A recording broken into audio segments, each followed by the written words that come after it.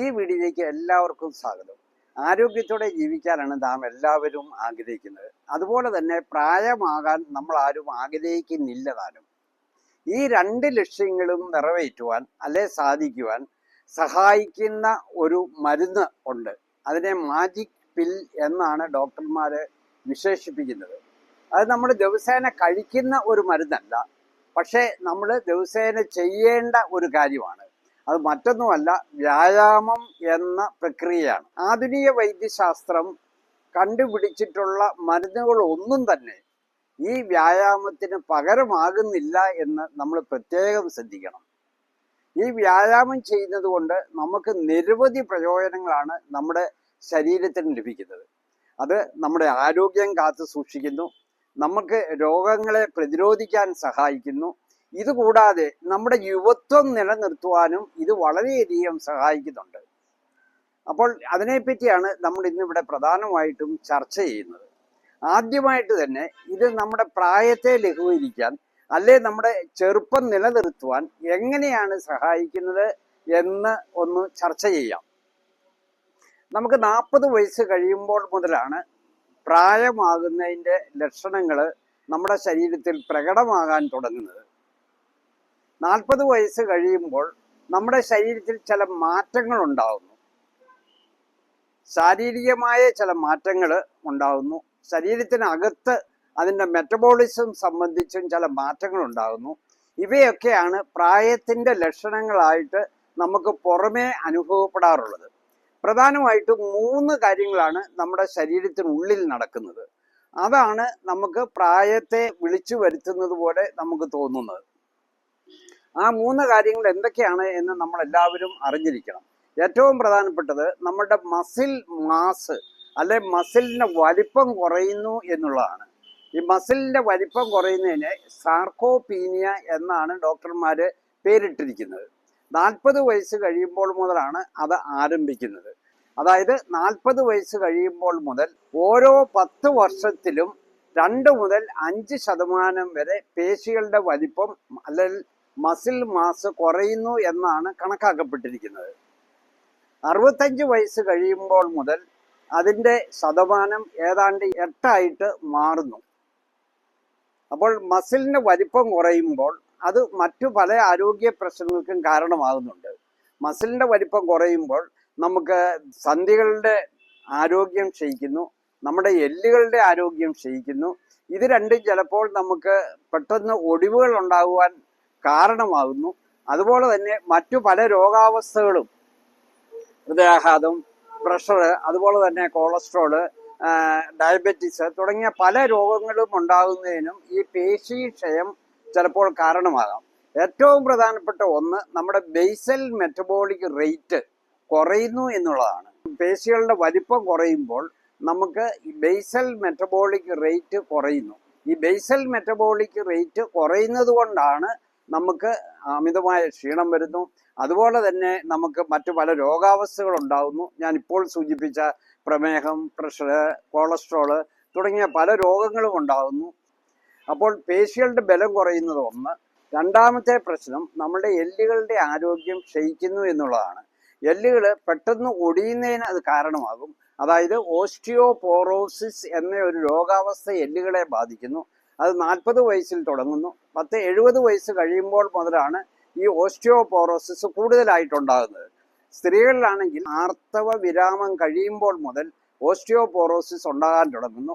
പുരുഷന്മാരിലാണെങ്കിൽ 70 വയസ്സ് കഴിയുമ്പോൾ മുതൽ ഓസ്റ്റിയോപോറോസിസ് ഉണ്ടാകുന്നു. അപ്പോൾ ഈ പേശി ക്ഷയം ഒരു വശത്ത്, മറുവശത്ത് ഓസ്റ്റിയോപോറോസിസ് എന്ന രോഗാവസ്ഥ. അപ്പോൾ ഇത് രണ്ടും കൂടെ കൂടുമ്പോൾ നമ്മുടെ എല്ലുകൾ പെട്ടെന്ന് ഒടിയുവാൻ അത് കാരണമാകും. പിന്നെ മൂന്നാമത്തെ ശാരീരികമായ വ്യത്യാസം വരുന്നത് നമ്മുടെ കോശങ്ങളിലെ മൈറ്റോകോൺട്രിയ എന്നവയുടെ എണ്ണം കുറയുന്നു എന്നുള്ളതാണ്. ഈ മൈറ്റോകോൺട്രിയയെ പറ്റി നമ്മൾ നേരത്തെ പഠിച്ചിട്ടുണ്ട്. കോശത്തിന് കോശഭിത്തിയുണ്ട്, ന്യൂക്ലിയസ് ഉണ്ട്, പിന്നെ അതിൻ്റെ സൈറ്റോപ്ലാസത്തിനകത്താണ് ഈ മൈറ്റോകോൺട്രിയ എന്ന കോശത്തിൻ്റെ ഭാഗത്തെപ്പറ്റി നമ്മൾ എല്ലാവരും കേട്ടിട്ടുണ്ട്. അതിനെ പവർ ഹൗസ് എന്നാണ് ഡോക്ടർമാരും സയൻറ്റിസ്റ്റുകളും വിശേഷിപ്പിക്കുന്നത്. അതായത് നമ്മൾ കഴിക്കുന്ന ആഹാരത്തിൽ നിന്നും, പ്രത്യേകിച്ച് കാർബോഹൈഡ്രേറ്റ്, പ്രോട്ടീൻ അല്ലെങ്കിൽ ഫാറ്റ്, ഇവയിൽ നിന്നും ഊർജം ഉത്പാദിപ്പിക്കുന്നത് പ്രധാന ഫാക്ടറിയാണ് ഈ മൈറ്റോകോൺട്രിയ. അപ്പോൾ മൈറ്റോകോൺട്രിയകളുടെ എണ്ണം കുറയുന്നു. അത് പല രോഗാവസ്ഥകൾക്കും പല ആരോഗ്യ പ്രശ്നങ്ങൾക്കും കാരണമാകുന്നുണ്ട്. അപ്പോൾ ഇതുകൊണ്ടൊക്കെയാണ് നമുക്ക് പെട്ടെന്ന് പ്രായം ഉണ്ടാകുന്നതിൻ്റെ കാരണം. അപ്പോൾ ചെറുപ്പം നിലനിർത്തണമെങ്കിൽ നമ്മൾ ഈ വക കാര്യങ്ങളെ അല്പം പതുക്കെ ആക്കണം, അല്ലെ തടഞ്ഞു നിർത്തണം. അതിന് ഏറ്റവും സഹായിക്കുന്ന ഒന്നാണ് വ്യായാമം. പ്രായത്തിന്റെ പ്രശ്നങ്ങളിൽ മറ്റു ചില കാര്യങ്ങൾ കൂടി നമ്മൾ ഇൻക്ലൂഡ് ചെയ്യേണ്ടിയിരിക്കുന്നു.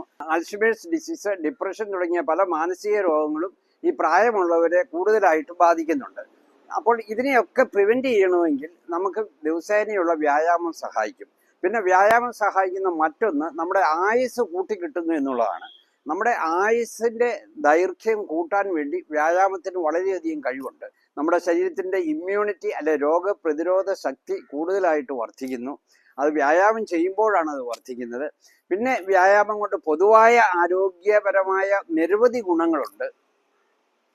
അതിൽ പ്രധാനപ്പെട്ടവ മാത്രമേ നമ്മൾ സമയക്കുറവ് മൂലം ഇവിടെ ചർച്ച ചെയ്യുന്നുള്ളൂ. എൻ്റെ തന്നെ ഒരു വീഡിയോ ബെനിഫിറ്റ്സ് ഓഫ് എക്സർസൈസ് എന്നുള്ളതാണ്. ധാരാളം ആളുകൾ അത് കണ്ടിട്ടുണ്ട്. അതിനകത്ത് ഈ വ്യായാമത്തിൻ്റെ പ്രയോജനങ്ങളെ പറ്റി വളരെ വിശദമായിട്ട് ഡിസ്ക്രൈബ് ചെയ്തിട്ടുണ്ട്. കണ്ടിട്ടില്ലാത്തവർ തീർച്ചയായിട്ടും അത് കാണുക.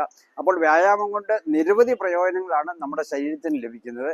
അപ്പോൾ അത് നമ്മുടെ ആയുസ് കൂട്ടുന്നു എന്ന് ഞാൻ പറഞ്ഞു, നമ്മുടെ മെമ്മറി കൂട്ടുന്നു, അതുപോലെ തന്നെ നമുക്ക് നല്ലപോലെ ഉറക്കം വരാൻ അത് വളരെ സഹായിക്കുന്നു, നമ്മുടെ മാനസിക ആരോഗ്യം മെച്ചപ്പെടുത്തുന്നു, നമ്മുടെ രോഗപ്രതിരോധ ശക്തി വർദ്ധിപ്പിക്കുന്നു.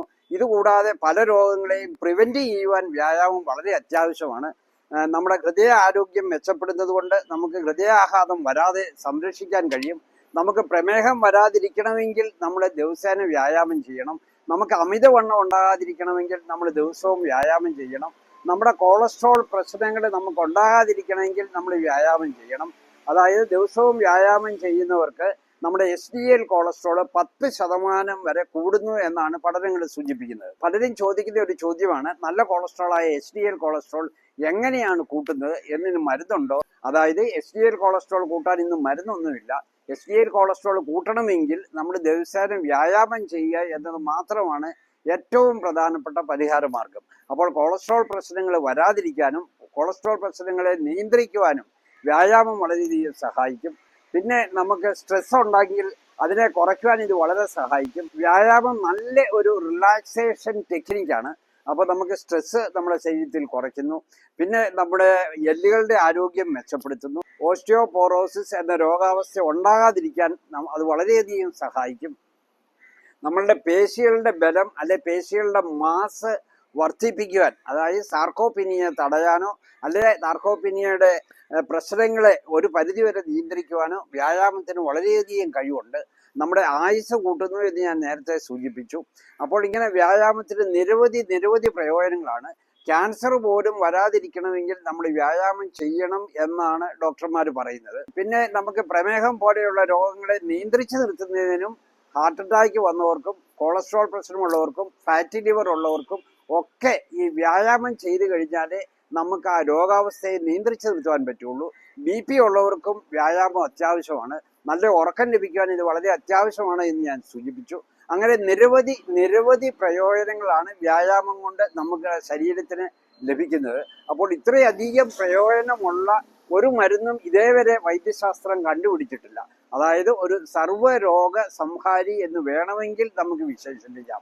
അതുപോലെ തന്നെ നമ്മുടെ ചെറുപ്പം നിലനിർത്തുവാനും എന്നും ചുറിയുറുക്കോടെ നമുക്ക് ജീവിക്കുവാനും നമ്മുടെ യുവത്വം കാത്തു സൂക്ഷിക്കുവാനും പ്രായത്തെ ഒരു പരിധി വരെ മാറ്റി നിർത്തുവാനും ഇനി പ്രായമുള്ളവർക്കാണെങ്കിൽ കുറച്ചുകൂടി യുവത്വം അവർക്ക് അനുഭവിക്കുവാനും ഒക്കെ പ്രയോജനം ചെയ്യുന്ന ഒരു മാജിക് പില്ലാണ് വ്യായാമം എന്നതിൽ യാതൊരു സംശയമില്ല.